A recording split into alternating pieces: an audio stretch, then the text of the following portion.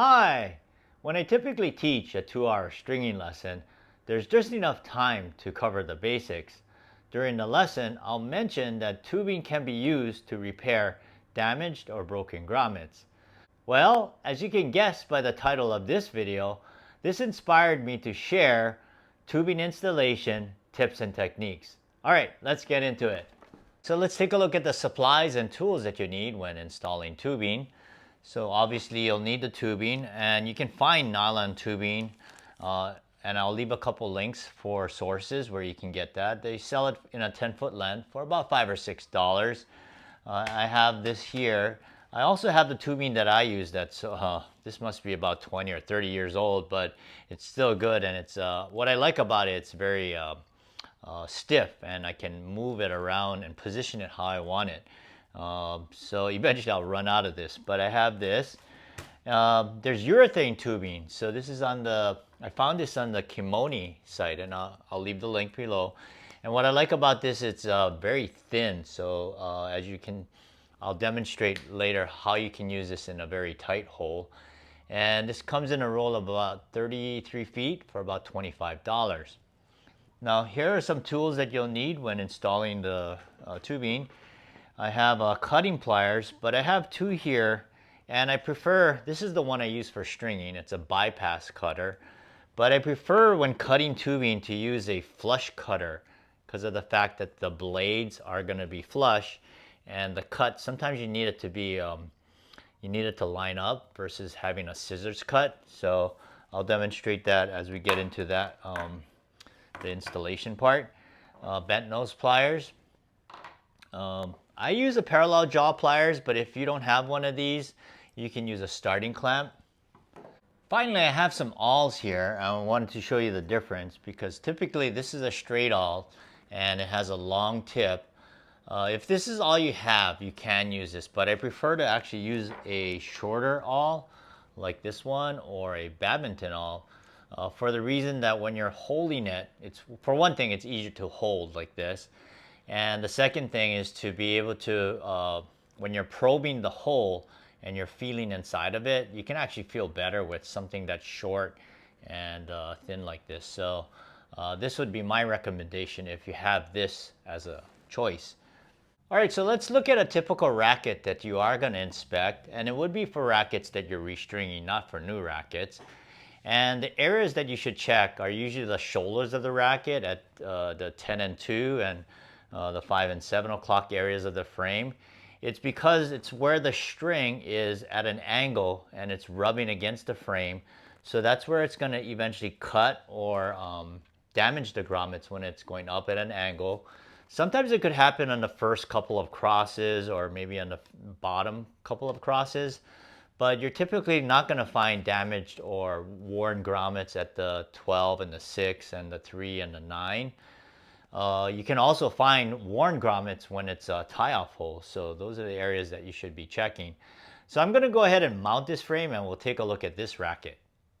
All right, when you inspect the grommets, like I mentioned, you want to check the shoulders of the racket. And this head TIS6 is one of those rackets that are pretty sensitive, especially if it starts coming through the frame. So what I mean by that is I'm going to take a look at these two up here indicated by the tape at 10 and 2. And on this one, as I'm probing the grommet using the awl, this particular grommet is, it's actually sucked into the hole. And you can actually, I can actually feel the frame right here. So the grommet's there and you can feel the frame. So you definitely want to tube that. And on this side also, it's, this one is cut. It might be hard for you to see, but I'll provide a picture so maybe you can see that partially there. And sometimes when you probe it, the hole, you can actually hear a clicking or a sound. So I'm going to bring another mic over here and maybe you might hear this. But if the grommet is smooth and it's not damaged, you won't hear that sound. So I'm going to just bring this right here. There, you can hear that kind of clicking sound. But let's take, for example, a grommet that's not damaged, like maybe this one right here. Right here. So that was just a smooth, smooth inside of that barrel there. So this one's perfectly fine. All right, so now let's take a look at the bottom two here that I have indicated right here. And one of them is damaged, and one of them, well, not so much damaged, but what happened was on this one, okay, this one is fine. I can feel that it's smooth and there's a little bit sticking out of the hole. But on this particular grommet on this side, it's the same main string hole. But what happened in the previous stringing is that this grommet must have got pushed out a little bit. And I can see it on the outside here. There's a little bit of a bump right back here. So I have a feeling that it got pushed out and was never inserted all the way in. So then it got strung like this, and now this grommet barrel is barely sticking out. So I'm going to go ahead and tube this hole because I don't want that string to, after I install the string, for it to be cutting into the frame. And again, this is a frame that's pretty typical that you can get that kind of damage.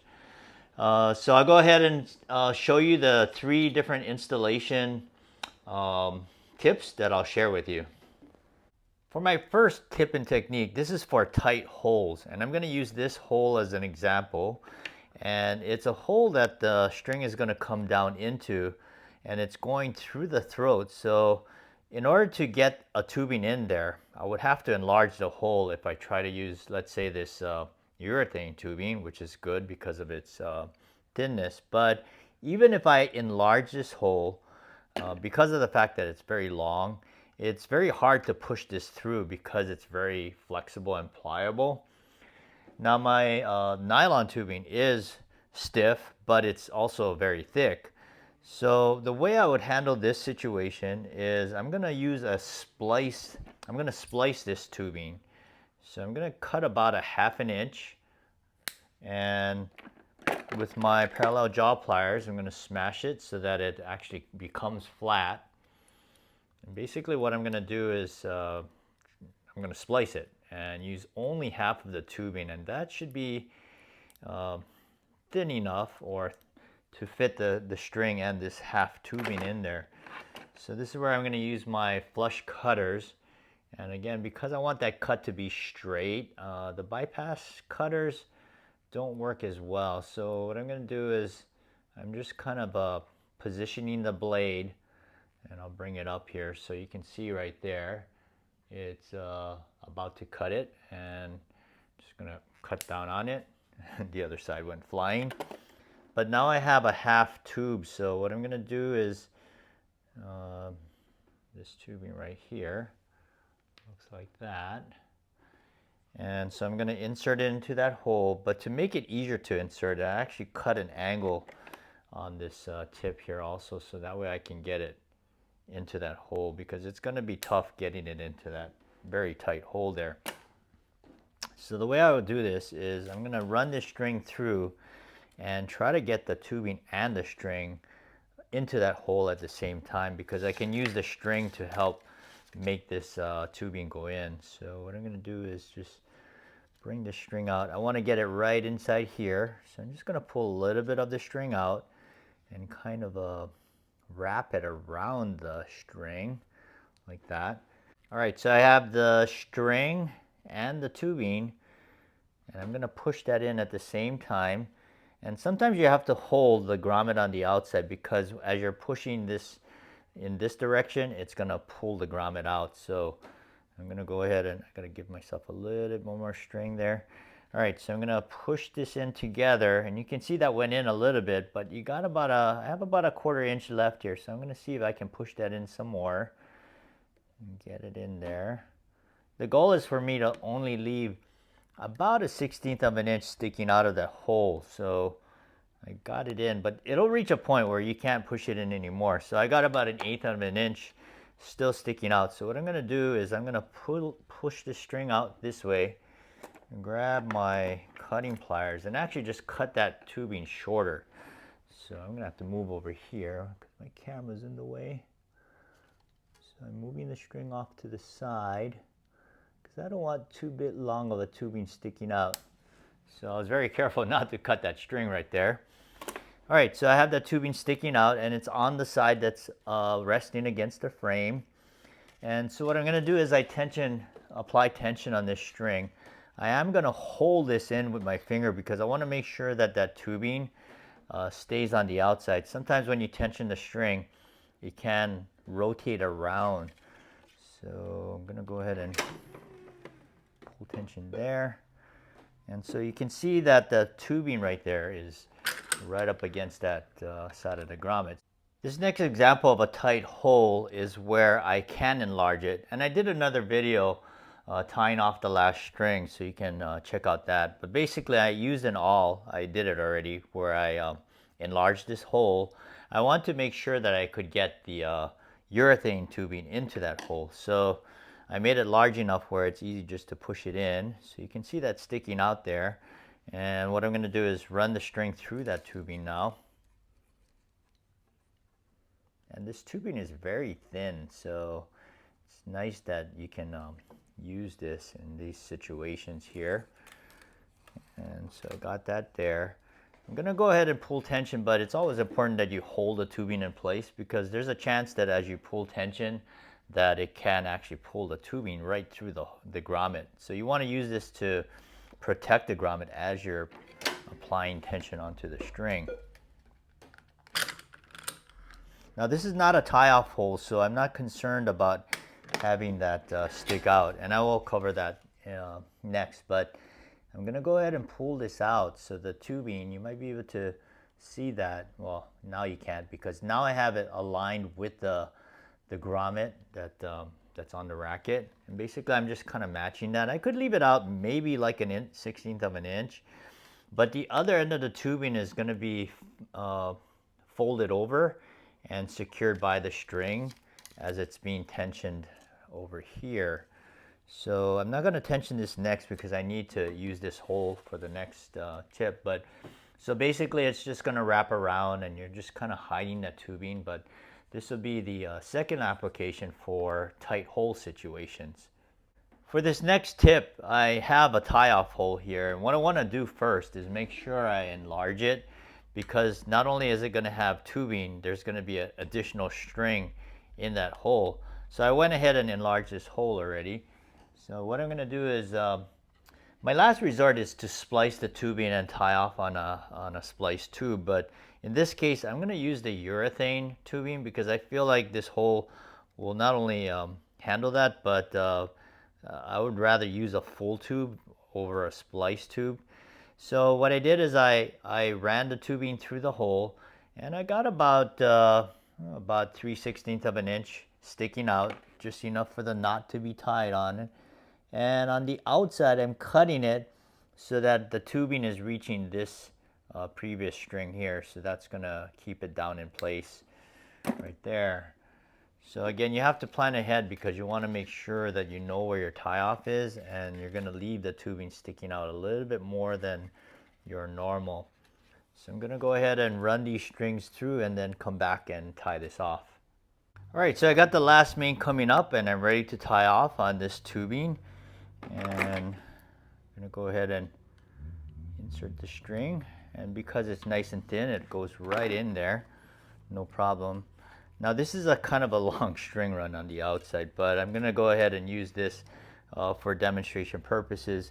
If I wanted to, I could probably create an alternate tie-off hole, but again, there's times that you have to use the tie-off hole specified by the manufacturer. So I'm going to go ahead and tie off. The goal is to make sure that the tie-off knot is within the tubing that you left sticking out. So I'm going to go ahead and make sure that my loops stay within that tubing.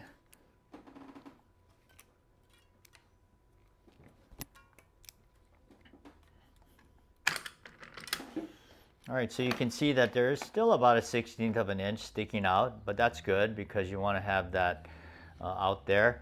Now again, if I use the splice tubing on this situation, I would do the same thing with the tubing that I did down here.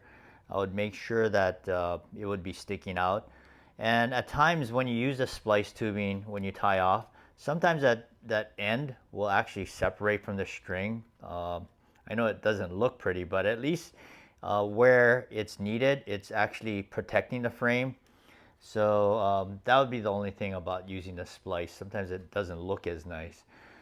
All right, so this next situation is when you have normal size holes, and these are not tie-off holes. So I'm going to demonstrate the nylon tubing on the top and the urethane on the bottom here. So first I want to see if the nylon tubing can fit in the hole, and if it does, then that's good. If it didn't, then I would enlarge it. But what I'm going to do is run that tubing through the hole, and it's sticking out. I can see a little bit of it sticking out there. But because the string is coming from this direction, I want to bend the tubing over to that direction. And I'm going to cut it so that it doesn't go past this hole right here. But I'm going to cut it at an angle.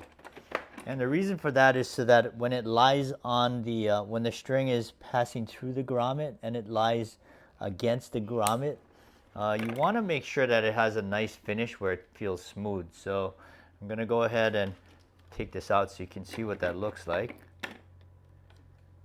So you can see that I cut it at an angle, and this tip is what's going to lie onto the grommet strips. I'm going to go ahead and reinsert that. And I'm making sure that that tip end is going to fall nicely onto the grommet. So I have it right there. I'm going to run the string through. So before I start applying tension, I want to make sure that I can actually bend this grommet, help it bend in the right angle. So that's what I like about this tubing, that it's stiff and I can actually control it a little bit better than something that's flexible. So I'm going to go ahead and hold it in place as I pull tension. I want to make sure that it stayed nice and flat. That's good. And then I can go ahead and clamp it here. I'm going to leave a little bit of space here because I'm going to need that for this next hole here. But I have a couple pictures here of what that looks like on the outside with it lying. So if you run your finger across it, it's very smooth. And I did an example of another tubing here where I cut it straight at perpendicular, and you can definitely feel that. So you don't want that catching onto your clothing. All right, so for this bottom hole, we're going to use the urethane tubing, and it's going to go in here, and it's popping out there. And again, the string is coming from this side, so I'm going to bend this tubing over to that side, but it's very close to this hole right here, so it's not going to be very long.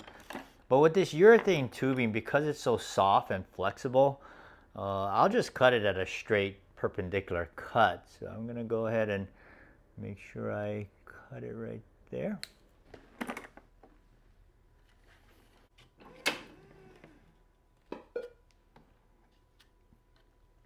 All right, so you can see that part of it is sticking out. There's about a 1/16 of an inch there, so that's fine. And so on the outside of the frame, again, it's just a straight cut, but because it's the urethane and soft, it doesn't poke out and jab you like this nylon stiff tubing. Now there is a fourth application when you can use tubing, and it's for rackets that incorporate a rubber piece that deteriorates over time and you can't get the replacement for. And basically I've used urethane and nylon for that, and I've done it on Prince 03 port racket. I also did a video on a Dunlop Revelation where I used the nylon tubing and power pads, so you can check that video out. In summary, for this video, I demonstrated 3 tubing installation tips and techniques when using nylon and urethane tubing. So for the first situation, it was for tight holes. And if you can't use the urethane tubing because of the fact that it's tight and maybe it's a long grommet, I would recommend using a splice tubing. Second, for normal holes, you can use either one. Just make sure that if you're using nylon tubing that you do the angle cut so that it leaves a nice smooth finish on the outside of the frame. And the third is when you tie off on a tubing, you want to make sure that you have enough tubing sticking out so you have room to tie the knot onto it. In case you're wondering why the title of this video is the 2024 update, I did a similar video about 2 years ago and wanted to improve it. So if you're watching this for the second time, I hope you enjoyed this update better. And if you're watching this content for the first time, I'm glad you found this video and I hope you found it helpful. Thanks for watching. Happy stringing, and let your strings play.